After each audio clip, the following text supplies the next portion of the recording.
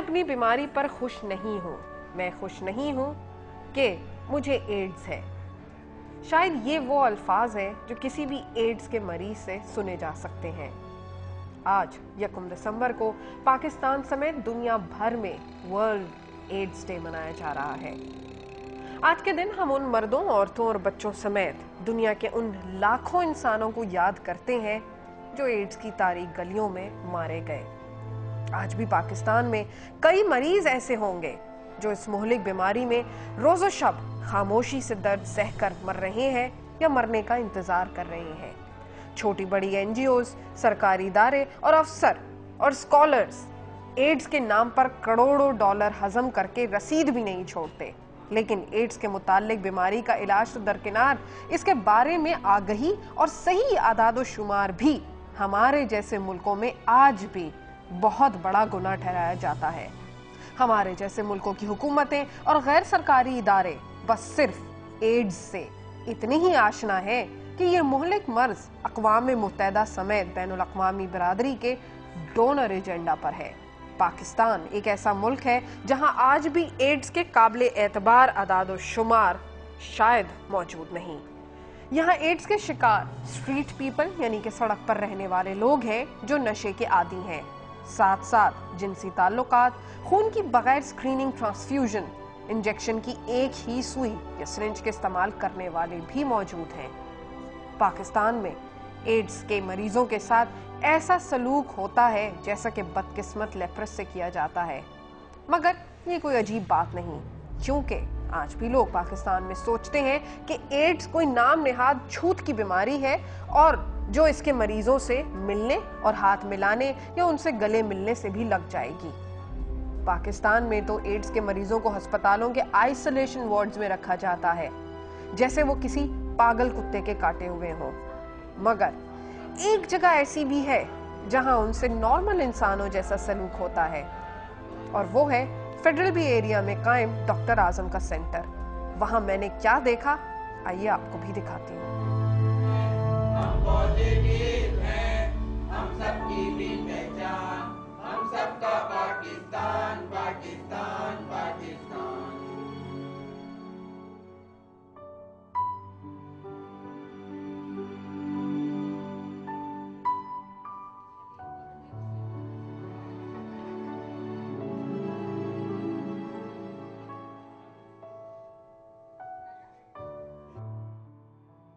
इस वक्त हम HIV डे को मनाने के लिए, उसकी अवेयरनेस ज़्यादा बढ़ाने के लिए यहाँ पर हम मौजूद हैं आज़म सेंटर के अंदर, जो कि फेडरल बी एरिया में है। ये एक शेल्टर होम है जहाँ पर IDUs और HIV पॉजिटिव पेशेंट्स को रखा जाता है।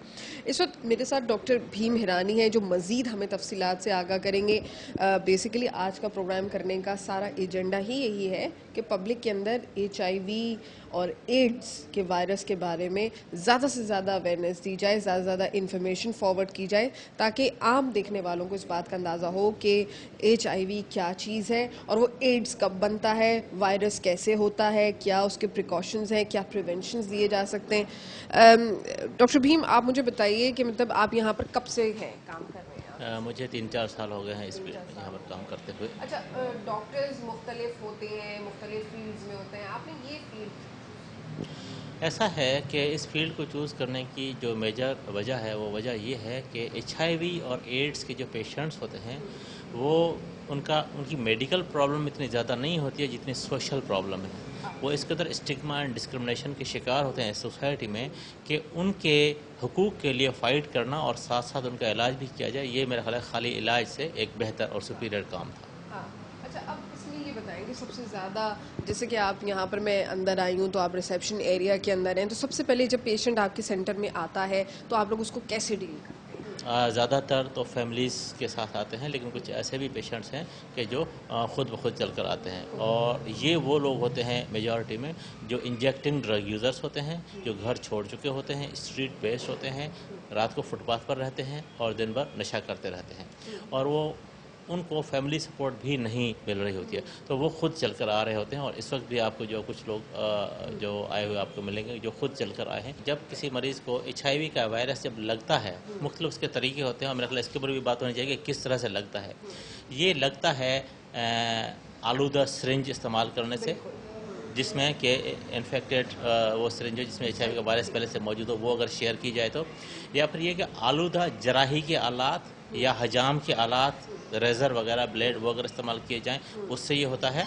या फिर अगर जो सेक्सुअल पार्टनर्स होते हैं उनमें से अगर कोई एक HIV पॉजिटिव है और अगर अनप्रोटेक्टेड सेक्स किया जाए उससे ये ट्रांसमिशन हो सकती है। ये चंद एक तरीके हैं कि जिनकी वजह से ट्रांसमिशन हो सकती है। इसके अलावा ये जो मरीज़ हैं इनके साथ हम उठ बैठ सकते हैं, इनके साथ खा सकते हैं, एक बर्तन में इनका गिलास इस्तेमाल हम कर सकते हैं, इनका कपड़ा इस्तेमाल कर सकते हैं, एक बाथरूम यूज़ कर सकते हैं, एक कमरे में रह सकते हैं और एक फैमिली में रह सकते हैं। इससे बिल्कुल भी ट्रांसमिशन नहीं होती, कत्तन इसका कोई इस चीज़ से ताल्लुक़ नहीं है। आज ये हमारे इसके बाद की जो एक्टिविटी है वो है ही इस सिलसिले में कि हम लोगों से, उन मरीज़ों से हाथ मिलाएंगे, हम उनके गले मिलेंगे और फिर उनके साथ एक बर्तन में बैठ के खाएंगे, ताकि लोगों को ये पता चले कि इस तरह से नहीं फैलती।